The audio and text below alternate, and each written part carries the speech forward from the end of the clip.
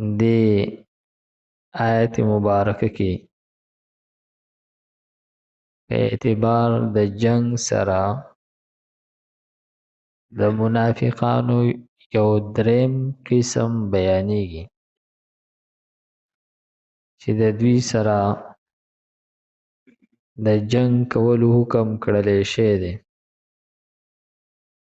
د دوی د پټ شرارت د وجې نه او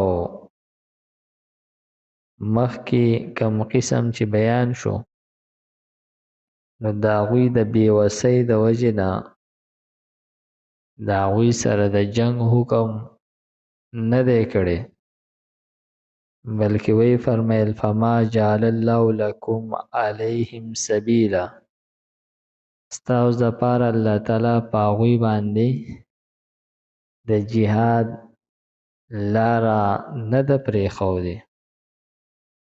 او دا دریم قسم چې دی نو دوی سره د جهاد حکم دی په وخت د لاس بر کېدلو کې. فرمای ستجدون، زر دی چې بیا به مومئ تاسو ته به میلاو شي آخرین نور منافقان د دې مخکینی دوو نه علاوه، دا یو دریم قسم دی یریدون ان یأمنوکم، دوی دا غواړي چې په امن کې شي ستاسو نه.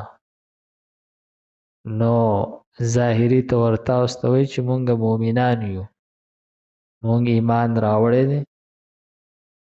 ویأمنو قومهم، او دوی دام غواړي چې د خپل قوم نه هم په امن کې شي د مشرکانو نه.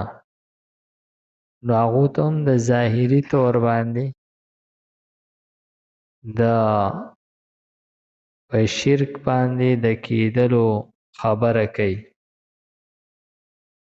کلما هر کله ردو الی الفتنه، چې واپس کړلی شي دوی فتنې ته، ارکسو فیها، نو نسکور پریوزی پای کې